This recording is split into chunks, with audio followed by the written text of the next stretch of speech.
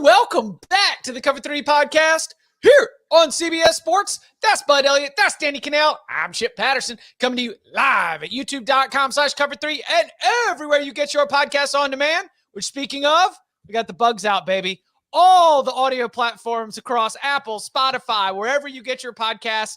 We appreciate Debo. We appreciate the tech team, everybody rooting out what was making some of that podcast unavailable message. And I was trying to think, I might actually do a giveaway later this offseason with details from the episodes that people were having trouble with to encourage everyone to go back and listen, okay? There are Easter eggs. I haven't decided what the Easter egg's going to be, but something from the last 3 episodes will come up in some kind of giveaway a little bit later on. So I like to do that to some of my favorite podcasts. Still go back and listen. They're still fresh. So go back and check those out as well. We appreciate those of you for rocking with us. Here on a Thursday, we love to get interactive. That means taking questions from the tailgate, which has been rocking and rolling since, even before 10 a.m. Eastern time this morning. And of course, from the big old bag of mail, where if you leave us 5 stars and in your review, put your question, we will tackle it in a future mailbag episode. The big one today, which we will get to in a little bit, the greatest on-field controversy in college football history. So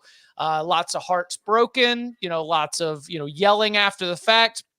We're, of course, coming out of the was it an illegal screen in the women's Final Four? So always good to be able to have those moments. But let's begin with one of those from the tailgate this morning. This one's a little bit more focused on football itself. So Preston jumped in at 9:19 a.m. Eastern time. He was also asking Danny whether you would be having your newsboy outfit on. The picture that you shared, that was from 2019, right? Yes, that was a throwback from an HQ hit when I would rock it today if I could. I mean, I only have the Masters gear. I was super pumped because I actually went that week. Like that was early in the week, and I ended up. And that's the year Tiger won. Yeah. So we were there on Saturday, and so I was super pumped. But I have the getup. I mean, we can easily throw it on. It's a good look. Check out Danny's Twitter where he shared the photo from him sitting on the CBS Sports HQ desk, full. I mean, I don't know if knickers were on, but given everything else that you had, including down to they were like a putter that might have been from 1938 as well. Yes. All right. So Preston says, who would your non-quarterback Heisman Darkhorse going to be this year? Non-quarter. I mean, Easy? Okay. Well, I mean, I think any non-quarterback is a dark horse, right? Yes, I agree. His coach said he was going to win it after a half last year. Oh. Travis Hunter. I think if anybody could, clearly the biggest issue, I think, is that Colorado has to win. Right. How many games, though? Could they be 7-5, which I think would be a huge upside surprise? Here we go. But I think if they're 8-4 with the amount of attention that they would get if that was the case, if they pull off an upset or two, I think Travis Hunter. Then I guess there's some problems, some complication. Shedeur Sanders, would it be the whole, are they stealing votes from each other? Because if that's the case, you would assume Shedeur is having a really good season too. But I just think of somebody who's electric as a player, who would be making plays on both sides of the ball, who would have the ultimate promotion machine behind him in prime. I mean, why not? Oh, boy. Oh. It's early. On a Masters Thursday. There you go. He's got the Masters volume up. That's why he was muted. Yes. Yeah, actually. No, listen, the weather delay is the best thing to happen to the Cover 3 podcast. If we were in the full throes I can't even get Amen Corner coverage yet. Because this Thursday show is usually pretty bad. Yeah, so at least 10:30. It's fun, but it's bad. When I got the alert that they're not teeing off till 10:30, I was like, well, that's great, for us at least, or for the audience. But Bud, your thoughts? Yeah, so in breaking this down for the last 30 seconds, I didn't realize we were going to get this question. I feel like it's more likely to be a sophomore, aside from Travis Hunter. To me, it feels like it's more likely to be a sophomore that we don't know about as much yet, or who hasn't broken out yet, because I feel like we have a real dearth of proven superstar receivers. Who are the receivers in your mind who are no doubt first round studs? I mean, you might say McMillan in Arizona. Luther Burden.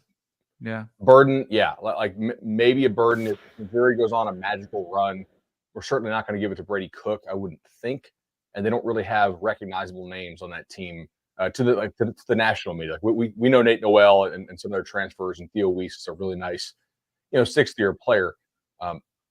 Running back is tough because the best backfields are largely shared carries, so I don't know if they're going to get the volume. I mean, who's the last running back to win it? Was it Derrick Henry? Yes. I mean, he was a heavy volume guy. Mm-hmm. Are Travion or guy from Ole Miss, are they going to get enough carries at Penn State? Like, is Singleton or Allen going to get enough carries to actually win an award like that? Assuming maybe Donovan Edwards, if Michigan goes like 11-1, and he's heavily featured. I did read that he bulked up a good bit this year, so maybe he becomes a high volume guy. But man, like a lot of these teams are quarterback driven. I feel like we just lost a lot of talent in the sport, and I think your next superstars are probably more underclassmen who could come up and win it. So they're at over at FanDuel Sportsbook, make every moment more. There are 23 quarterbacks on the odds board before you even get down to the first non-quarterback, which is Danny Travis Hunter. And then after that, it's just throwing darts. I mean, they've got Trevor. I got one. Okay. Zachariah Branch, sophomore. All-purpose. Who knows if Miller, like in a system, I mean, you would definitely assume it's going to go to the quarterback if they're having a big year, just based on what Lincoln Riley's systems have been. But he does special teams. He is lightning in a bottle. USC, more East Coast exposure this year in the Big Ten. Again, I think they could be in the same boat that Travis Hunter would. How good are they going to be? If they're 8-4, is that going to be enough? Like Trevor Etienne, I would have to imagine would share carries at Georgia. I'm just going down the list here. Egbuka, I don't feel like has Heisman juice. Now, if you got word that like Judkins or Henderson were going to leave Ohio State, that would make a lot of sense. The other one would actually be a really good bet. Yeah, exactly. Almost like if you're playing some best ball stuff. Yeah, but basically, like sometimes in a shared carry situation, it kind of comes out. I mean, CJ Baxter at Texas, but like, is Texas going to be active in the running back portal market? I don't know. Good offensive line would help. Yeah, exactly. I wouldn't hate. I guess since Danny took Hunter, I'll take Donovan Edwards. Donovan Edwards. I think he'll get a much higher volume of carries. They'll probably try to find him creative ways to get the ball. Their receiving core, as of now, doesn't really scare anybody. Nice tight ends. The only problem, I think, is if they go with Orji, I think he is a major touchdown vulture in the red zone because he's so damn big. What about Ollie Gordon? Our breakout star from last year carries over, that kind of reputation. If he starts running hot like he did in the last 8 games of last season, you could see him break into this conversation. And again, we are answering Preston's question because it's nice to, highlight some non-quarterbacks. I look at our quarterbacks and be like, yeah, probably going to be another year of a quarterback Heisman Trophy winner. If I were to bet quarterback or the field, I think I'd be taking quarterback. 100%. Yeah. All right, let's go. Thank you, Preston. We appreciate everybody who jumps in early. Of course, it is April 11th. That means we are 4 days away from the spring portal opening. We've got an interesting update, so let's jump on in to the transfer portal.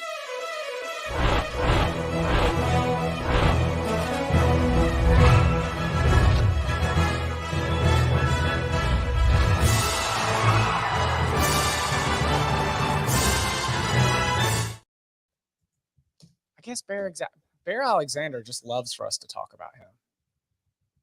I guess he's not leaving. No, although what was his weird language that he used? He said the tweet that he sent out was kind of awkward, right? Yes. Yeah, I don't know what all this transfer talk is, but the language was even worse. Hold on, I got to read it to you because it was definitely awkward. He said, "I'm not crystal clear on all of the noise or what any of this portal mess is about. I'm here to finish what I started, and that's chasing a natty here at USC. I'm not crystal clear." He could have said, I thought he was, "I'm crystal clear, I'm coming back." It was just weirdly worded. Yeah. I don't know, like, what Bear Alexander's majoring in. But I will tell you, from like dealing with a lot of recruits, I wouldn't always read into some kind of hidden message in the tweets. A lot of times they're just written, I don't know, maybe not like something in a way that your English teacher would be like, yeah, that's a great tweet, or your PR professional would be like, yeah, that's the way I would write that, right? My guess is there's not any kind of hidden message here. He's probably annoyed. Yeah, like he's probably annoyed that talk got out about him possibly leaving, which I think was probably real. And it's like USC's collective had a tweet go out about like, we're excited to partner with Bear Alexander again for another season. So, maybe there was something there. I do think a lot of guys at that position will be testing the market. It doesn't mean that all of them will leave, but that is a position that a lot of teams are looking to improve for the season. And I think there are some good ones out there at schools that don't have a lot of NIL money. I kind of tend to read into USC's recent run of recruiting as them probably having some real NIL money to play with. I don't think also, I think you can read this cross sport too. Like, I don't think Muss, whatever his name was at Arkansas. Eric Musselman. Yes, would have left for the USC job had he not had some level of confidence that USC's NIL is stepping up. I read a lot of the Peristyle, our excellent USC football site, and they've kind of documented that the NIL there is improving. So keeping Bear Alexander out of the transfer portal would be another sort of positive sign. And that's something I really had question about with that program. Shoot, maybe as recent as like 10 weeks ago, honestly, because we had discussed it on here. Because last year they had some summer commits and some kids really interested, and then things just didn't come to fruition. But I feel like they might have fixed some of that up. So I'm encouraged for USC in that regard. So I have a question for you, because yesterday, I read the tweet that was from 2 weeks ago with the House of Victory that said he's re-signed, he's coming back. Since that tweet, is this pure chat room speculation run amok that got into the hands of some reputable people who said he's entering the portal? Was it a representative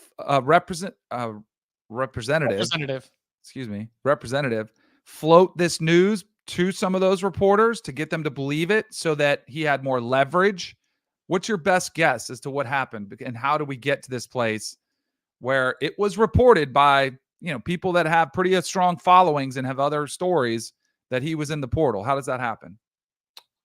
Yeah, I think when you're dealing with sources in this for like ever-changing situations, you can get fouled up, right? It's like expected to enter the portal because you can't even enter if you want to be eligible until the window opens.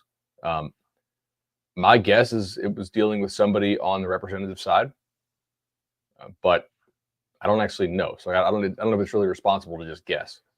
Well, I was, Danny, great minds. I was going to say, like, Bud, can you peel back the curtain a little bit not with this case, but how this happens? Because I've also heard the chatter happens with personnel departments at other schools, where the chatter at other schools, like, hey, for example, it might be like, I hear Bear Alexander might be hitting the portal. And then they're like, oh, well, we need to get our act together in case we want to make a run at Bear Alexander. And all of a sudden that could be how this thing gets out of control. Then it reaches a reporter. Reporter's like, I'm talking to this staffer, and this staffer is expecting Bear Alexander to get into the portal.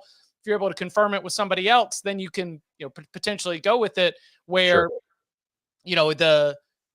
the feeling out process might have been a little bit more, at the early stages, rather than, yes, he's 100% going to enter the portal, that kind of thing. Yeah, I think there's a lot of that. You also have like sort of intermediaries who work in the space as well. You have like private scouting services. Like, we have a lot of these dudes who are GMs and work in these college ball front offices, but many times they're better with like the relationship type stuff and like setting their board up type stuff than they are the actual like scouting process. And so a lot of these schools outsource a lot of some of their scouting stuff as well, especially when it comes to the quick turnaround nature of the portal. So, like, hey, this kid over here, like we've scouting service that we subscribe to is grading this player as somebody who could play for us. And then you kind of do some back channeling. You maybe talk to his agent or his high school coach. Hey, is he happy there? Does he want to come, hit the market, see what he's worth? Okay, cool. He's happy. Not interested. Fine. Let's move on. So there's a lot of people who are aware of stuff that is, I would say, more likely to happen than not. But it's really a fluid situation. And you also have, I don't want to call these guys kids because they're in their 20s, but man, it is their first time going through this in many instances. Now, it's not Bear's first time, clearly, because he's, moved around a little bit in his career, but it is still a fairly new process. And it's a new process for a lot of these agents, too, who have never done this. It's not like these are, in many cases, these are not NFL agents, right? They're kind of dudes who knew the guy and are repping him. So they don't really. I mean, early on, some of the agents were classmates. Yeah. And that got some people in trouble, obviously. Yeah. But yeah. It's such we talked about this the other day. It's such a weird dynamic because then you don't call, like in an NFL, you're a free agent and reach out to the general manager. You don't go to like whatever bank name is on the stadium logo to find out what they're paying you. And if they want, it's weird. Yeah. Bud, you had a couple names in the doc yesterday. I didn't want to let those slip away. Are there any other, portal names or ones that we should address? We didn't really dive deep on Damian Martinez, but you mentioned the running back sweepstakes. I've got to think that if you need a running back in the portal, the guy who was the best offensive weapon for Oregon State for the last 2 seasons would be a great option right there. So what else is sort of buzzing or popping along the transfer portal in your eyes? Yeah. So I think Martinez will be a pretty hot prospect because he is very efficient as a runner. I don't know if he's an awesome NFL type guy, but Doesn't I think matter. He's a very we need answers. Yeah, back. Transfer portal is like, we need answers for this fall. Who cares about NFL? I could see Ole Miss if they don't end up with Parrish. I think the kid who transferred out of Miami. I could see Miami. I could see Texas. I could see a number of, like, maybe some schools in Texas because he actually is from Texas. Thamel, was it Thamel? I think who just straight up reported he was making $400 from Oregon State. Yeah, which, all that number. By the way, to me seems insane to pay a running back if I'm at a Oregon State's a P5 still in kind of, but I don't know what their actual overall NIL budget is. That if I'm ballparking it, like if I had to guess, I think they'd have probably like maybe 3 or 4 million. Like 10% of your overall spend to a running back is wild to me. But he is a really Pac-12 Rookie of the Year. I mean, of all these guys, they lost a bunch of offensive linemen off last year's team. I could see them overpaying, or at least like in a contract trying to do whatever they can when Aiden Childs is gone, Jonathan Smith is gone, and you feel like, everything's getting gutted. His commitment to stay was a positive headline for Oregon State. His decision now to leave is more representative of, his talents can be better used elsewhere. I'm interested to see, like, Silas Bolden is committed to Texas. Has he enrolled at Texas yet? I don't know on that one. He was just in my head. You had mentioned the Oregon State playmakers, and he obviously was one for them. Nigel Kelly from Miami had a really nice freshman year and then got real banged up last year. I know David Lake on the Through the Smoke podcast reported that he was looking for more money than Miami was willing to pay him, so he's going to go ahead and portal out. Like, I think he's got some real upside if he's healthy, but I don't know what his shoulder situation is. We haven't seen him in a year. He wasn't able to practice this spring. So look, I'm assuming competency here, which I think is probably the right thing to do. Miami would be in the best position to know sort of what they want to pay the guy. And they have other options who they like better, clearly, according to the Through the Smoke podcast.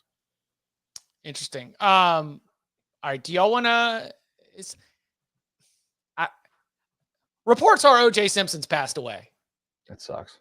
1968 Heisman Trophy winner, superstar at USC, won a part of a long lineage of stud running backs and sort of an identity from those USC football teams. There's a lot to get through. Check out Danny on the radio as he's navigating 3 hours of radio, breaking this down. Certainly his time in the NFL. Like, when the news breaks, for example, when the news breaks on the editorial side, there is always, all right, is this NFL or us? And somewhere up the editorial chain, the news has decided we're either going to talk about this guy's college career first, or we're going to talk about this guy's pro career first. O.J. Simpson was a decision that it was a pro career first kind of move. But as a former Heisman Trophy winner and as certainly a figure throughout all of football culture, pop culture over the last several decades, before we hit the break, any word or any thoughts on the juice? Feel free to call in 888 Mad Dog 6 from 3 to 6. You got to do it, dude. Holy cow.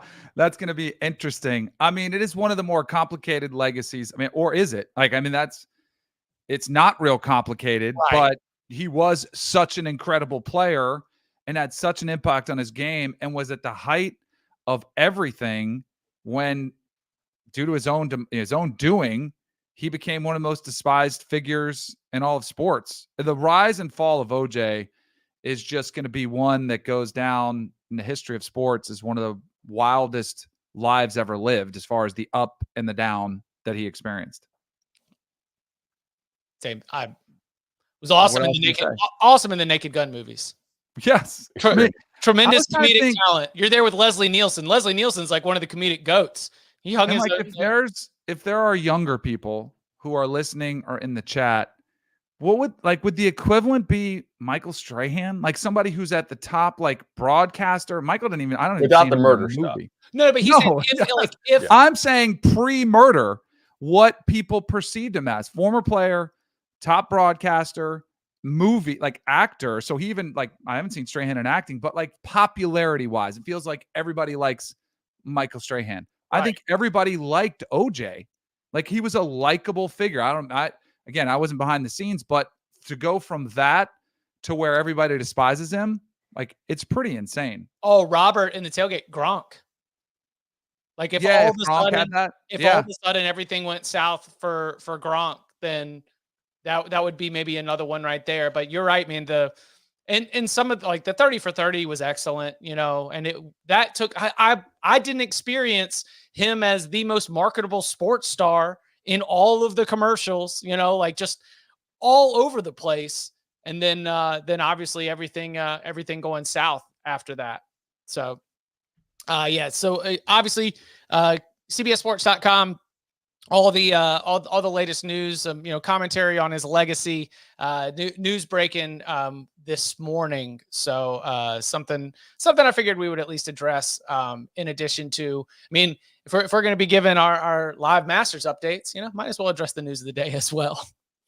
We had another Jeremiah Smith, just stupid good route and catch, by the way, in practice. Again, watch our guy Brady Quinn, who's going to be commentating. Did Brady really kick Joel Klatt to the sideline? I saw that mention. It'll be like Jenny Taft and Joel Klatt on the sideline, Herbs and Brady up in the booth. I think that's what we're going to have. Don't quote me. What's better? I mean, booth is more prestigious, but do you want to have to call all 80 plays of a spring game? Or do you want to just be able to bounce around on the sideline, talk to folks, do a hit each quarter? Probably, who are you going to interview? CJ Stroud or something? I think for the spring game in nice weather, I would, assuming it's nice weather in Columbus now, I think I'd rather do the sideline, man. Do you know what every network is using spring games for? Experiments. They're all trying new stuff. Like, hey, let's try Joel Klatt on the field. I've seen other ones last year. I remember where they had the play-by-play guy in the booth and the analyst on the field. Let's just two guys. I know that's what my guy Dusty's calling LSU. He's on the field. They were talking about him and Roy Philpott both on the field, like just having the crew on the field, which is something we would have never seen. They're going back to the upstairs, downstairs, but it really is. I mean, teams use it to experiment with different scoring systems and ways to keep people entertained. And so the TV networks are like, yeah, I think what the TV networks really are trying to do is get more access than they get during a game. Like, not former players, CJ Stroud. Let's get Garrett Nussmeier coming. Let's get Will Howard and Devin Brown right after that series. Hey, how'd it go? That's what they want, is access that they can't get. And usually they get it because coaches are more laid back and they pay all the money. They're going to get it in real games too. Watch. Totally. We're gonna have college ball player interviews in games fast. Yeah, we had the in the women's tournament. They were it was not just doing that for a while, a lot of the season. Like Angel Reese, Caitlin Clark getting the. I bet that happens sooner. I wouldn't be surprised if it happens this year, but you got to football coaches are a little bit of a different animal. They're so worried about, information. Do you give them something wrong? You have to go speak in those cliches, but get somebody. Yeah. How many have the actual cachet now to tell a Fox or a CBS or an ESPN? Nah. You mean Kirby? now that like Saban's out the Now game? that Saban's gone, now that Harbaugh's gone, like I think these networks won't and shouldn't put up with that kind of crap from a lot of these coaches who haven't really proven a whole lot at that top level. Like it's Kirby and everybody else get in line. You better say yes.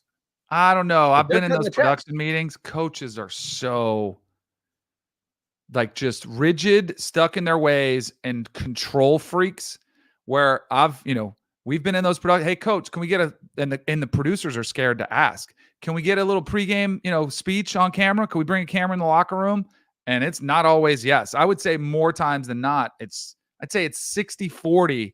No, sorry, that's not my thing. I'm Doesn't sorry. it feel like the networks own the sport though more than ever before? They Like, should, but I'm just telling you the perspective of they should throw around that weight and bring it in and be like, no, we don't want coach on the sidelines. We want, whatever player we want, Sure. Meanwhile, Dan Lanning's just giving key cards to the whole production staff. Yes. You guys want to come in? Which you should. Let's go. Like that's the way the smart, young, and I bet Dan Lanning is somebody you would say, sure, talk to Dylan Gabriel. Go ahead. Yeah. Get him at halftime. He's a younger coach, younger generation, used to filming everything, sees the advantage in that. But the old school coach, they're not letting him have that access. Kalen DeVore's got Roll Tide Willie like prominently featured in practices. Not all of them, obviously, but like things are changing, man. Things are changing. All right, let's get. Oh God, what a bad segue from OJ Simpson to controversy. Okay, coming up on the other side.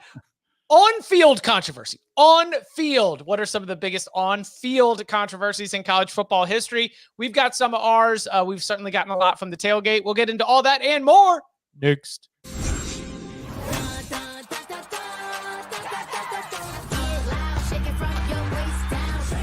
NWSL returns April 20th to CBS. Thursdays during the off season are a fantastic time to be able to check in with you, the great listeners, and it's when we open up the big old bag of it. All right, we begin with this question from Nate.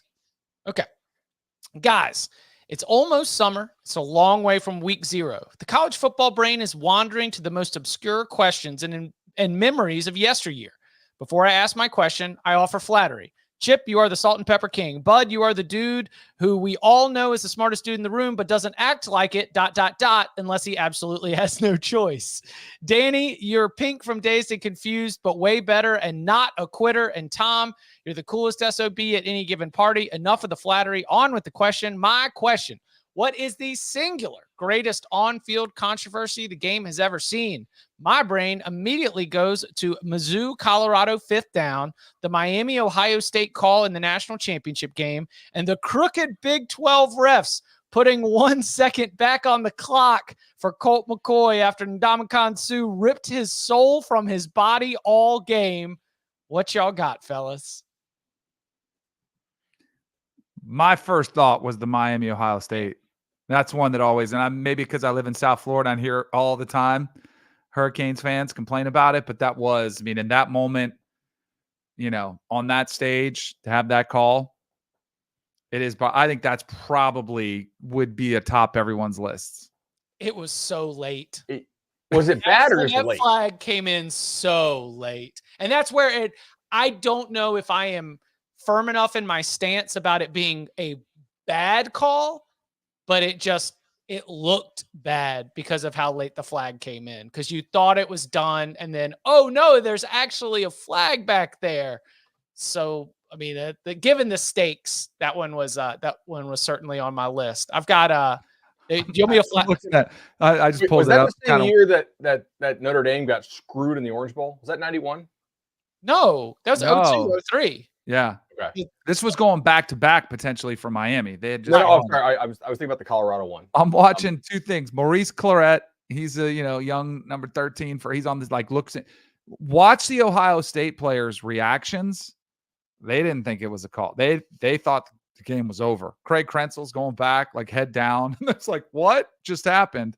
Oh, Okay, yay. All right, so I'll flash a couple on the screen here. Robert agreeing with the Ohio State Miami. This one was very good. How about 2016 Michigan Ohio State? JT Barrett, was the spot good? Oh, I think this one resonates more now because as Michigan was not able to get past Ohio State for all those Harbaugh years, I was frequently pointing to, but look how close they were, because Michigan on 3 different occasions showed up to the Ohio State game where a win would have given them a share of the Big Ten East or outright Big Ten East, a spot in the Big Ten title game. That was one of those years. So that one, obviously, a big on-field controversy. I'm going to say the spot was good, though. I think the spot was good. But that one was definitely a big one. I think the Rocket Ismail punt return in '91 called back in that Orange Bowl against Colorado is pretty insane. Like, if you guys haven't been alive, because the chat's asking, explain this. So it's Colorado and Notre Dame in the Orange Bowl. Colorado's going to get a share of the national title if they win. It's pretty late in the ballgame. Notre Dame forces a punt. Notre Dame, Ismail runs the punt back and gets called back on really a pretty phantom, very sketchy clipping call that was if we had social media at the time, it would have broken the internet. So it didn't, because it was 1991. But that one is a good one to YouTube and check out for sure. Okay, I need to check. I definitely don't have that one. That's my own bias here. What about this one from the 90s? Nebraska's 1997 flea flicker against Missouri. If called, they have to try again after a 15-yard penalty. If Nebraska doesn't share the natty that year, Osborne probably doesn't retire. Does it have to be intentionally kicked, or is any touching of the foot a penalty? that's a good question. Maybe we have some refs in the You chat. have to intentionally kick it, don't you? Yeah, for it to be a I penalty. think so. Yeah. Like there has to be intent. Let's judge intent back in 1997. I'm sure we were great at that as much as we are in 2024. Let's see. I'll go Are we back. talking only on-field stuff here? Yeah, Yeah. just Like that's bad calls.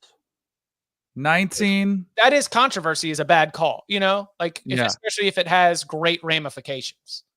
1995, Florida State versus Virginia. Oh, Forget how many seconds were on the clock, maybe 12. Direct snap to Warwick Dunn. Takes it across the goal line.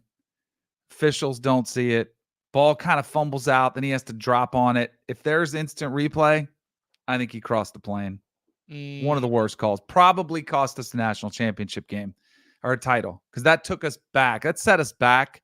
We were devastated from that when we ended up losing to Florida the last game of the season. But I think we carry the momentum through. I think we win it all if we get that call. It's a November game, right? Oh, yeah. It might have been Halloween. Like, it was late October, early November. Thursday night, we were number 1 in the country. Come roaring back right there on the goal line. Great gutsy call from Mark Richt. Put it in the hands of Warwick Dunn. And he crossed the goal line. He was in. If you want to stay on the Florida State side, the one against Florida, the Lane Finner game, which they don't even recognize, is pretty wild to see that. Again, some really shady stuff happened back when there wasn't replay and there wasn't good quality cameras. The question asked this, but do you agree with the 1 second back? I mean, it's just the image of Mac Brown on the sideline holding up that one. And for those who don't remember, the 1 second left on the clock allowed Texas to kick a field goal. They won 13-12 against Nebraska in the Big Ten championship game. The Colt McCoy and that awesome offense totally held in check by Ndamukong Suh, a Heisman Trophy finalist. That's how awesome he was on the interior of the defensive line for the Cornhuskers. But yeah, that sends Texas to the BCS National Championship game, which they would go on to lose to Alabama, the Crimson Tide's first in the run with Nick Saban as head coach. By the way, I did not know Sue. This is random.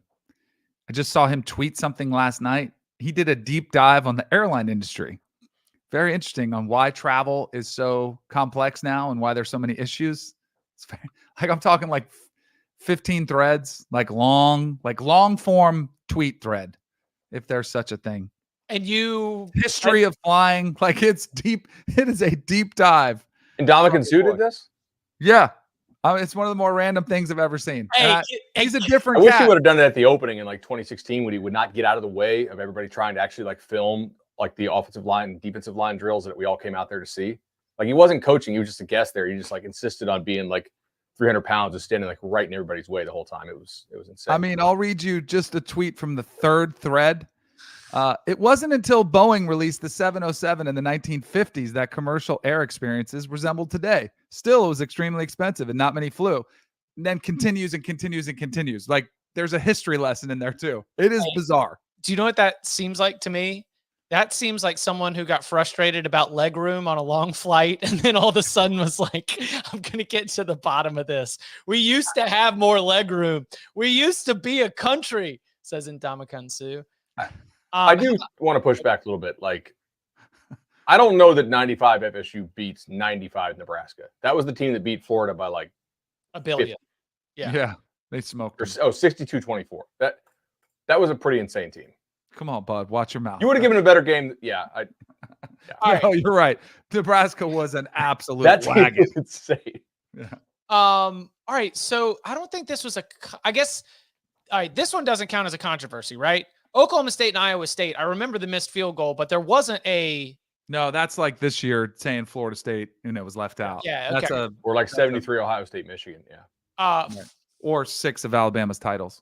But do you remember the Central Michigan Oklahoma State game in 2016 where there was an untimed down Hail Mary for the Chippewas to be able to knock off a Cowboys team that ended up being pretty good that season, yet was weighed down tremendously in the college football playoff rankings by a loss to Central Michigan? That was controversial. And if that obviously was Central Michigan, it was early in the season.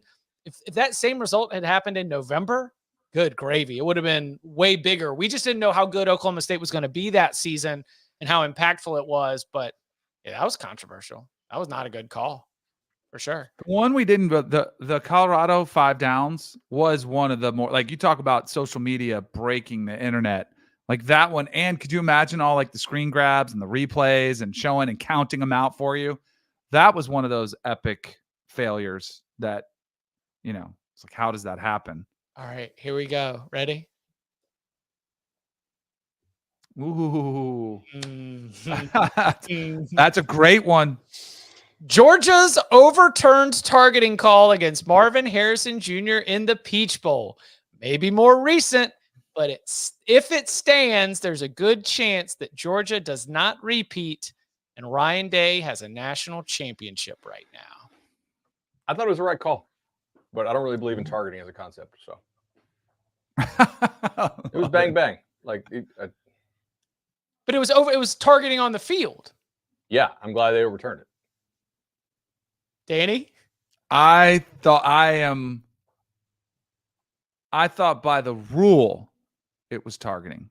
I'm like Bud, I am not a fan of targeting. I think we've gone too far, but I think by the rule it was targeting. That one is that one rings out big. And implications, because they are 100% right. What if Ryan Day has a natty right now? We're not having the same conversations that we've had for 2 years in a row now. Like, oh, what's going on at Ohio State? Was Ryan Day, how much pressure he's got on him. It's a totally different feel. Right. Because they made the title game in 20, but got blitzed by that awesome Alabama team. Maybe not blitz. That's maybe not fair, but I remember that game. They ran through everybody. That 20 Alabama ran through everybody. Yeah. Do you guys know that until 1971, Big Ten schools could not go to the Rose Bowl in back-to-back years? And until 1975, no Big Ten school could play in a bowl that was not the Rose Bowl? Did not know that. Did you see that on Sue's timeline? No, but I'm sure he'll get to it pretty soon. But there were only like 12 bowl games back then. That was when we had the discussion going into this bowl season about like how many bowls there are. And I mentioned that even in 2001, it was only 22 bowls. Now we're up to 40. I could see the Big Ten having those kinds of rules because going to the Rose Bowl used to be the great reward for being the Big Ten champion. True. See that. All right. Got a couple Oh, other. the Miami Duke lateral game was pretty good. Octolateral. Yeah. Knee was down. Oh yeah. There were all kind of laterals that were forward, right? Oh, speaking of knee down, Auburn, Oregon, Michael Dyer. Oh yeah. You think his knee was down? I don't know. I'm undetermined. Controversial, I guess you could say that, but I'm gonna say. Does that feel like one of the only times we've let that roll? Like most of the times, if it appears he's down, it's blown dead. They stop it. That to me seemed like one of the ones that just kind of got away with it. Like it made it a little more controversial. Like nobody called it. All of a sudden he's gone, and then you go back, right. Wait a second. I don't know. The power of Cam Newton was too strong with that team. His knee hovered. He got carried along all the rest of the way. He carried the rest of the team. So why not? All right. One more from the big old bag of mail before we take another break, because this is a really simple one. It's from username on Apple Podcast, Super Mariota. Okay. Love the content and the banter. This is my go-to CFB podcast. Not a question, but a friendly reminder that per the May 1st, 2023 episode of the Cover 3 podcast, Danny Cannell said he will grow his beard and never shave again if Bo Nix is taken in the top 16 picks of the NFL draft. I'll stick by it. Yeah, let's go. I think you're safe. I'll stay by, or else I'll start Duck Dynasty, Delray Beach. That'll be what I'll turn it into. I was so happy. I feel pretty safe, but that is a great call. Oh my God. He had the receipts down to the episode number. He did this and he submitted the review on April 2nd. Like he's been waiting to cycle back around and be like, hey guys, just remember, Danny said he would grow out his beard and never shave if Bo Nix is a top 16 pick. The question is, do we have enough influence to fabricate a draft rise in the stock for Bo Nix? So currently the Vegas odds favor him going later than pick 32.5. Although I'm looking at a thing here that says the team to draft Bo Nix, the favorite, is the Denver Broncos, who selected 12th, I believe. But I think they're predicting the second round pick for Bo Nix. Denver's pretty poorly managed at this point, so I think there's. I don't know. That makes me nervous. Then they might take. Could they screw it up and take Bo Nix at 12? See, I could see everybody's talking about like the number of quarterbacks taken in the first round, and Bo Nix is a big part of how many end up going. I could see a late first round pick for Bo Nix, that somebody jumps up, they've fallen in love with him, and at 29, I willingly just remove myself from all those like team needs discussions and that part of the NFL draft. But if you're in love with Bo Nix, then maybe late first round. I think you're safe on top 16, but that's going to be fun to track over here in the next. There is no chance. I would almost be willing to go as far as say first. I don't think he goes in the first round. I'm not going to do a grow beard bet. Yeah, but I don't think I would put money on it that he doesn't go in the first round. Yeah, I mean, he's like the oldest guy, right? So we're pretty sure what he is. Like, there's not a whole lot more growth potential there. The physical tools aren't like special at all by NFL standards. System make a lot of where he's getting doesn't make a lot of high difficulty throws. Sounds like a great Sean Payton quarterback. I'm just saying. Dude. Daniel says, think about guys that you're 100% sure will go top half of the first draft. Four receivers, right? Like Sean Payton would 100% pick Bo Nix to screw over Danny, says Daniel. Do you know when I was on the New York Giants? So I had been on the Giants for 3 years. And then I'd signed a deal, nice contract. The previous off, then I was a starter. Excuse me, I was on the team for 2 years, started in third, got benched. So I could see the writing on the wall. They brought in, Jim Fossil brought in one Sean Payton to be the quarterback coach. So it was like early February, like right after the season, and Sean Payton called me and he was like, "Hey, really excited to work for you." And I was like, yeah, whatever. And I knew I was going to get cut. So sure enough, I got caught, but he did call. I was like, "Look, I'm really excited for you, be your coach and all this stuff." And then sure enough, didn't happen. Years later, I asked him if he remembered. He said, no recollection of that conversation. So maybe he knew it wasn't going to happen either. Hey, listen, going through the motions. That's okay. You were on a list, right? I got to call these 5 people today. But yeah, like shout out to you. We appreciate you following up with that. Gave me a good laugh when I was digging through, pulling questions, and I'm glad we were able to continue to track it. We are in the process of the NFL draft news cycle where these quarterbacks stock gets fabricated up and down just because we're bored, right? I mean, we're just what is Drake May really QB6? Like what's up with this Drake May tumble? Fabricated, right? I think the people that I really trust are not tumbling Drake May. Right. Like who do you have more belief in? Like Drake May or the offensive staff that Mac put together after Longo left? Because I know exactly where I'm putting my trust, and it ain't still in Chapel Hill. All right. Like we were at the bar last night after golf, and these guys are like, "Can you believe it? Kuiper's saying this?" I'm like, guys, they got to fill months and months of content. Like the producers are going to be like, "Hey, we need something different. We need some kind of crazy ass trade." So he had the Vikings trading up to 2 to take McCarthy. It's like, we are in prime, like, get some ratings, throw some crazy stuff against the wall season. Like, guys, this is just fake for TV. Well, I think it is, but yeah. I think last year, I thought Will Levis had this massive variance. One time he was the betting favorite to go number 1 overall. And I was like, what are we doing? And I got all fired up and I was like, no way are they doing this? But in the back of my mind, I was like, man, Vegas usually knows. And then sure enough, he tumbles the first pick of the second round. This year, I think JJ McCarthy is the variance guy because I hear all these scouts. He's a winner. He's a leader. He's a winner. I just think he could be that guy that takes the green room tumble. How far does he go? I don't know, because there's a lot of teams that need quarterbacks. I actually think him to Denver at 12 could be a possibility, but I think he's the guy that, people had penciled in going 3 to the Patriots. Like, I don't think there's any chance the Patriots take him at 3. Although there's the Tom Brady connection, Michigan, the Patriot way. I know Belichick's gone, but that could be something they find attractive. But I think JJ McCarthy's the guy that has the most variance in what kind of people are thinking he could be. Good call. All right. Coming up on the other side, more of your questions, including, since it is, Masters Thursday and they're finally on the course now, what active coaches would we want to play golf with the most? All that and more next.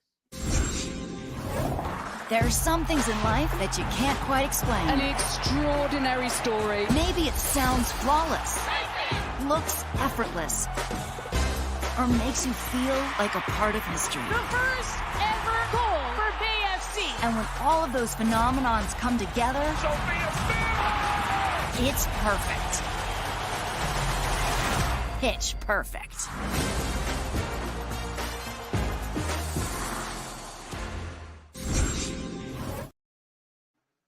Back here on the Cover 3 podcast. Real quick, want to address Noah jumped in at 9:38 a.m. Eastern time, cracked a cold one in the tailgate and said, when are you guys doing coach rankings? That is usually a May exercise. We coordinate it with the CBS Sports coach rankings.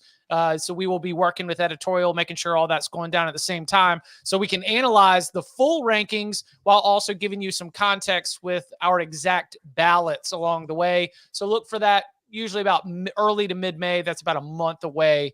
So Noah, thank you so much for asking. We will be in on that in a little bit.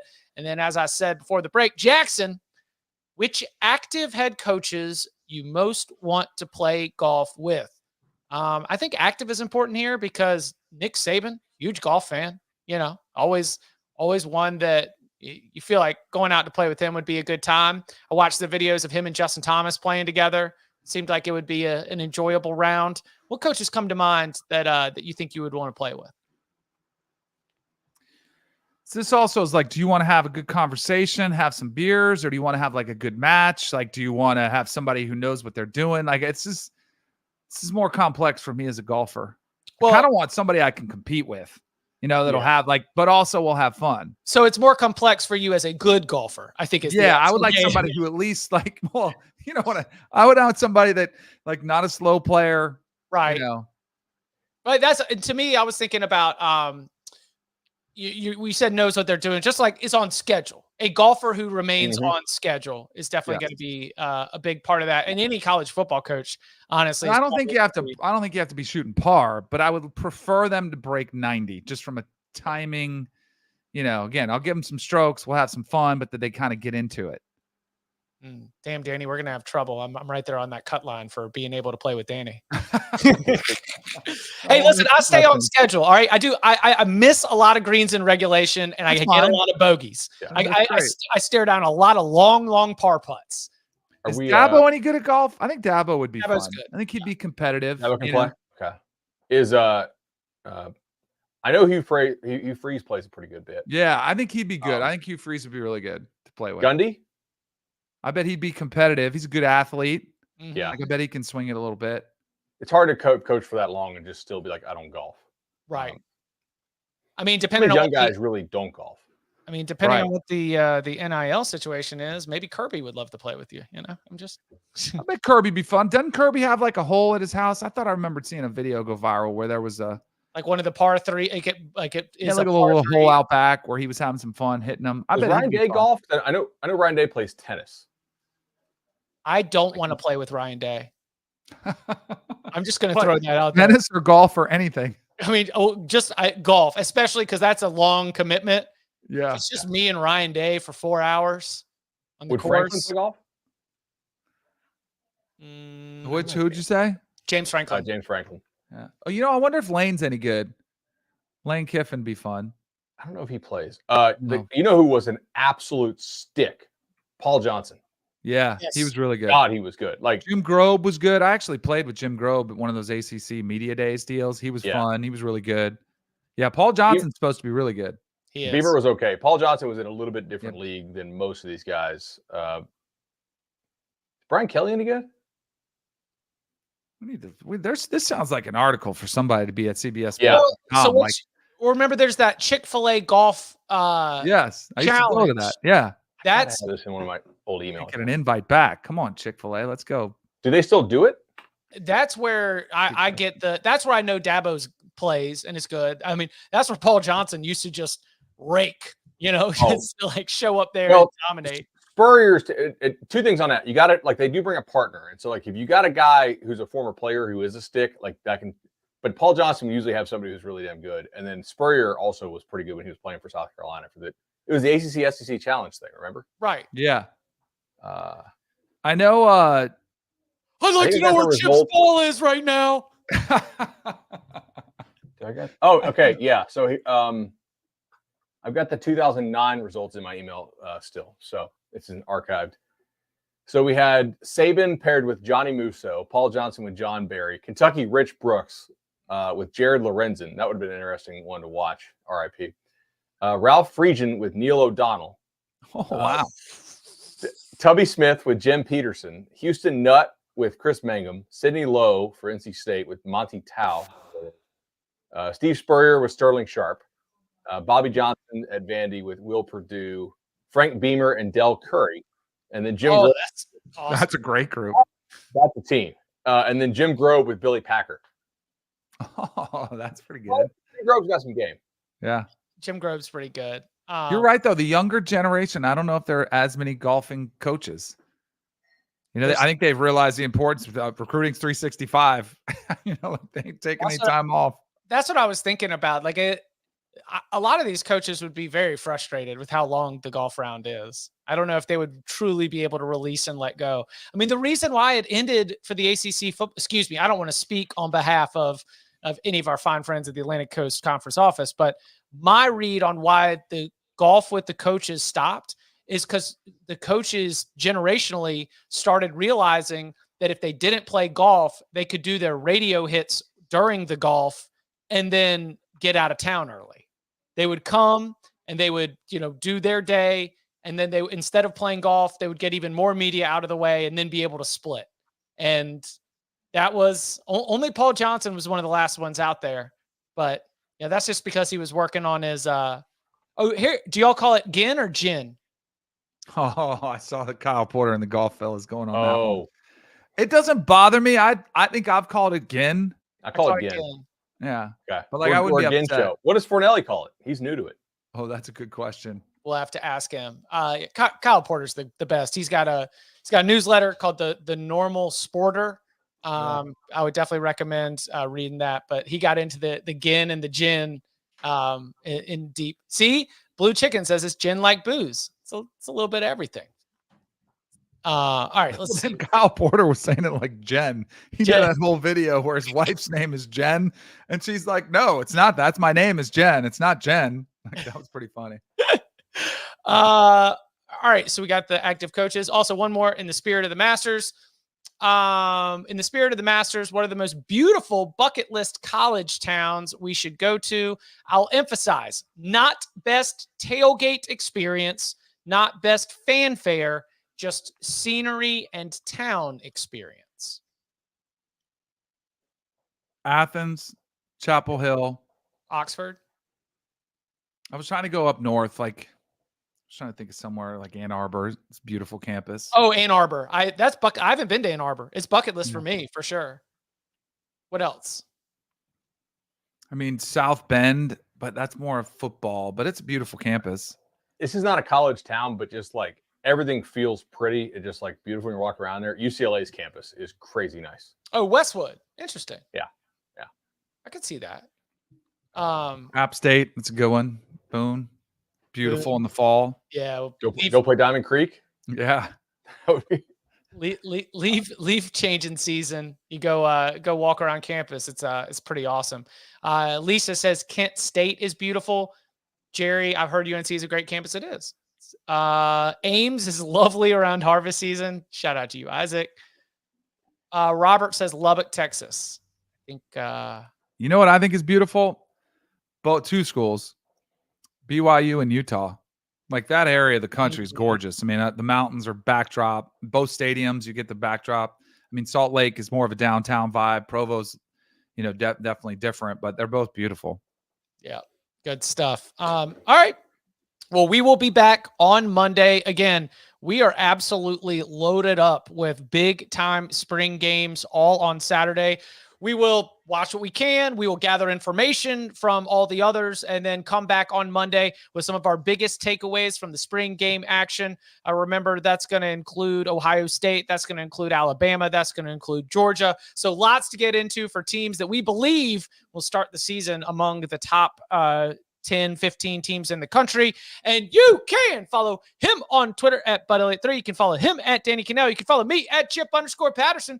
Gentlemen, thank you very much. See ya. See ya.